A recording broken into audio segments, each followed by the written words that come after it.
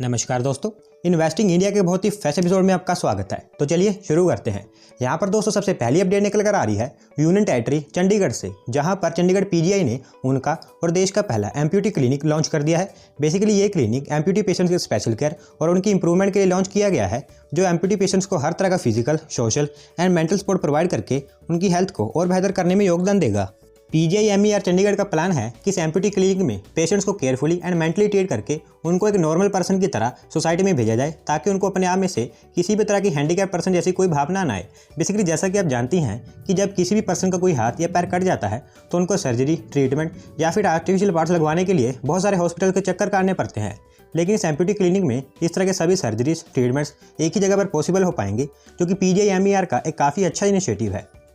यहाँ पर दोस्तों अगली अपडेट निकल कर आ रही है हैदराबाद बेस्ड भारत बायोटेक की तरफ से, जहाँ पर भारत बायोटेक की तरफ से अमेरिकन बायोफार्मास्यूटिकल कंपनी ओकुजन इनकॉर्पोरेशन के साथ आईसीएमआर एंड भारत बायोटेक के द्वारा मिलकर डेवलप की गई कोवैक्सीन को यूएस मार्केट में को डेवलप, सप्लाई एंड कमर्शलाइज करने के लिए एक कोलैबोरेटिव एग्रीमेंट साइन कर लिया गया है। इस एग्रीमेंट के अंतर्गत ओकुजन इनकॉर्पोरेशन यूएस मार्केट में कोवैक्सीन की टेस्टिंग के साथ साथ सभी तरह की clinical development, regulatory approval and commercialisation से रिलेटेड सभी तरह के प्रोसेस करेगी। और अगर भारत बायोटेक की कोवैक्सीन यूएस मार्केट में अप्रूवल मिल जाती है तो ओकुजन इनकॉर्पोरेशन यूएस मार्केट के लिए कोवैक्सीन की प्रोडक्शन एंड मैन्युफैक्चरिंग से रिलेटेड सभी राइट्स एक्वायर कर लेगी, जिसके अंतर्गत भारत बायोटेक उनकी वैक्सीन की मैन्युफैक्चरिंग के लिए टेक्नोलॉजी ट्रांसफर कर देगा and in return Ocugen incorporation Covaxin से जितना भी प्रॉफिट होगा उसका 45% वो खुद रखेगी और बाकी का 55% भारत बायोटेक को देगी। तो दोस्तों उम्मीद करते हैं कि मेड इंडिया कोवैक्सीन विदेशों में भी आत्मनिर्भर भारत और मेक इन इंडिया का परचम लहराए।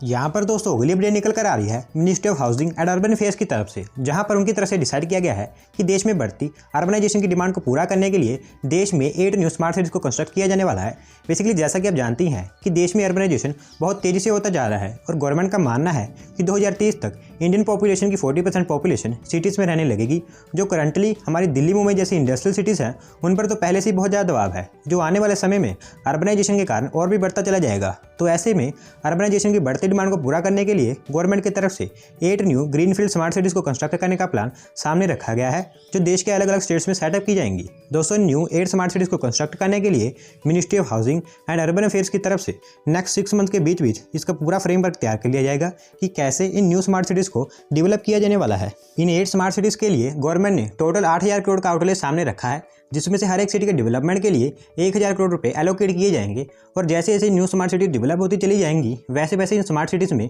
और भी इन्वेस्टमेंट होती चली जाएगी। तो इन 8 न्यू स्मार्ट सिटीज़ को कंस्ट्रक्ट करने के लिए सभी इंडियन स्टेट्स में कंपटीशन करवाया जाएगा और फिर उनमें से जो Indian states in new smart cities के लिए क्वालिफाई करेंगी उन इंडियन स्टेट्स में इन न्यू स्मार्ट सिटीज़ का कंस्ट्रक्शन किया जाएगा, जो बेसिकली गवर्नमेंट ऑफ इंडिया के 100 स्मार्ट सिटी मिशन की तरह ही काफ़ी सिमिलर क्राइटेरिया है। यहाँ पर दोस्तों अगली अपडेट निकल कर आ रही है पुणे महाराष्ट्र से, जहाँ पर पुणे खराड़ी की जो लोकल गवर्नमेंट बॉडीज़ है उनकी तरफ से डिसाइड किया गया है कि खराड़ी में एक 7.5 एकड़ के एरिया में एक न्यू ऑक्सीजन पार्क को डेवलप किया जाने वाला है। बेसिकली खराड़ी के एमएलए का कहना है कि urbanisation, increasing pollution and lifestyle changes, इस तरह की सभी चीज़ों के कारण लोगों को कई तरह के हेल्थ इश्यूज होने लगे हैं, क्योंकि उनको क्लीन एयर नहीं मिल पा रही है, जिस कारण उनकी तरफ से 7.5 एकड़ के एरिया में इस न्यू ऑक्सीजन पार्क को सेटअप किया जाने वाला है। इस 7.5 एकड़ के ऑक्सीजन पार्क में एक 1 किलोमीटर लंबा jogging track, separate area for yoga, separate play section for children and variety of flowers and trees लगाए जाएंगे, ताकि यहाँ पर आकर लोगों को क्लीन एंड फ्रेश एयर मिल सके। दोस्तों इस पार्क को सेटअप करने के लिए लैंड इंस्पेक्शन कर लिया गया है, जिसको जल्दी फाइनलाइज करके पुणे म्यूनिसिपल कॉर्पोरेशन को सौंप दिया जाएगा, जो फर्दर इस पर आगे काम करेगी। यहाँ पर दोस्तों अगली अपडेट निकल कर आ रही है यूनियन टेरिटरी चंडीगढ़ से, जहाँ पर चंडीगढ़ की लोकल एडमिनिस्ट्रेशन के द्वारा चंडीगढ़ में एक डेडिकेटेड डॉग पार्क को सेटअप करने की अप्रूवल दे दी गई है। बेसिकली ये डॉग पार्क पिछले साल के दौरान ही अप्रूव कर दिया जाने वाला था, लेकिन कोरोना पैंडेमिक के दौरान फंड्स न मिलने के कारण ये डॉग पार्क अप्रूव नहीं हो पाया था, जिसे अब फंडिंग मिलने के बाद अप्रूव कर दिया गया है। ये डॉग पार्क चंडीगढ़ के सेक्टर 42 में मैंगो पार्क में सेटअप किया जाएगा, जो 1.5 एकड़ के एरिया में फैला होगा। इस डॉग पार्क को हैदराबाद डॉग पार्क के कंसेप्ट पर ही सेटअप किया जाएगा, जिसमें डॉग्स एंड पेट्स के लिए swimming pool, veterinary doctor, training equipments और इस तरह की सभी फैसिलिटीज़ अवेलेबल होंगी, जिस कारण ये डॉग पार्क नॉर्थ इंडिया का फर्स्ट डॉग पार्क बन जाएगा। करंटली चंडीगढ़ यूटी में 1800 से ज़्यादा small and neighbourhood parks available हैं, लेकिन वहाँ पर कुछ पार्क को छोड़कर डॉग्स एंड पेट्स को ले जाने की परमिशन नहीं है, जिस कारण इस न्यू डेडिकेटेड डॉग पार्क को सेटअप किया जाने वाला है। इस डॉग पार्क को सेटअप करने के लिए 49 लाख रुपए खर्च किए जाने वाले हैं, और अगर ये डॉग पार्क सक्सेसफुल रहता है तो इस तरह के और भी डॉग पार्क्स चंडीगढ़ यूटी में सेटअप किए जाएंगे। ऐसी स्टेटमेंट लोकल बॉडीज़ की तरफ से निकल कर आ रही है।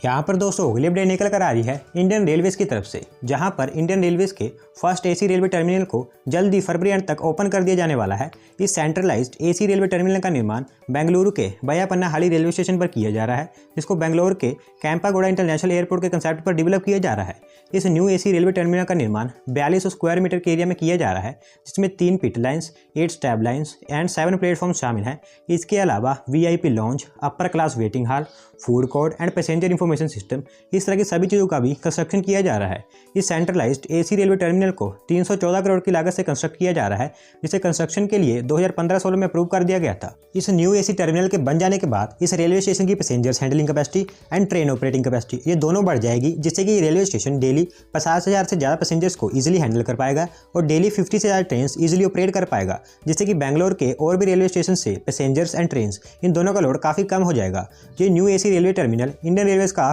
फर्स्ट एसी रेलवे टर्मिनल होगा, जिसमें state of the art facilities available होंगी और इस एसी टर्मिनल का लगभग पूरा काम कंप्लीट हो चुका है और फरवरी एंड तक ये न्यू एसी रेलवे टर्मिनल पूरी तरह से बनकर तैयार हो जाएगा, जिसको जल्दी पब्लिक के लिए ओपन भी कर दिया जाएगा।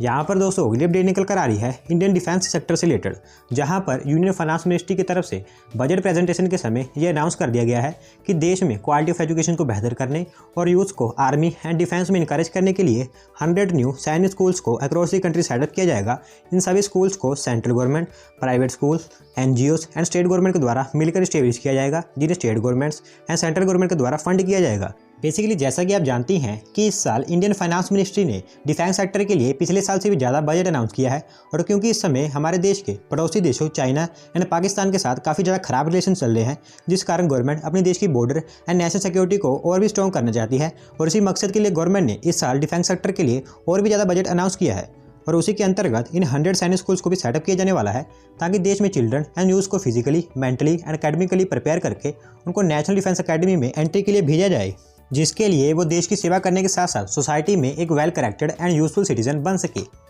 यहाँ पर दोस्तों अगली अपडेट निकल कर आ रही है महाराष्ट्र स्टेट से, जहाँ पर स्टेट में आईटी स्टार्टअप्स को प्रमोट करने के लिए महाराष्ट्र गवर्नमेंट की तरफ से स्टेट में एक न्यू आईटी पेटेंट स्कीम को लॉन्च कर दिया गया है, जिसके अंतर्गत स्टेट में न्यू आईटी स्टार्टअप्स उनके द्वारा इन्वेंट की गई टेक्नोलॉजीज एंड इनोवेशंस का पेटेंट फाइल करवा सकते हैं और इसके लिए उनको महाराष्ट्र गवर्नमेंट की तरफ से फाइनेंशियल असिस्टेंस भी प्रोवाइड करवाई जाएगी। बेसिकली जैसा कि आप सब जानते हैं कि जब कोई कंपनी न्यू टेक्नोलॉजीज और इनोवेशंस को इन्वेंट करती है तो वो उसके कमर्शियल यूज़ को प्रोटेक्ट करने के लिए पेटेंट फाइल करवा देती है, ताकि मार्केट में और भी कोई भी कंपनी उनके इनोवेशंस एंड आइडियाज़ को लीगली यूज़ ना कर पाए। और क्योंकि उनके पास तो पैसा होता है तो कंपनीज इजीली पेटेंट फाइल करवा देती हैं, लेकिन जो न्यू स्टार्टअप्स होते हैं उनको तो पहले ही फंडिंग की जरूरत होती है, जिस कारण वो कई बार उनकी टेक्नोलॉजीज एंड इनोवेशंस को पेटेंट नहीं करवा पाते हैं। तो ऐसे में स्टेट में न्यू आईटी स्टार्टअप्स को प्रमोट करने के लिए महाराष्ट्र गवर्नमेंट ने इस न्यू स्टार्टअप स्कीम को लॉन्च कर दिया है, जिसके अंतर्गत फेज 1 में अप्रोक्सीमेटली 125 से 150 आईटी स्टार्टअप्स को पेटेंट फाइल करने के लिए 2 से 10 लाख बीस तक का फाइनेंशियल सपोर्ट और फाइनेंशियल असिस्टेंस प्रोवाइड करवाया जाएगा।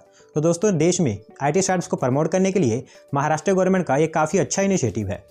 तो दोस्तों आज की वीडियो में बस इतना ही। अगर आप अपनी तरफ से कोई अपडेट सबमिट करना चाहते हैं तो डिस्क्रिप्शन में दिए गए लिंक पर क्लिक करके सबमिट कर सकते हैं और अगर आज की वीडियो पसंद आई हो तो वीडियो को लाइक करें, चैनल को सब्सक्राइब करें। धन्यवाद आपका वीडियो को देखने के लिए।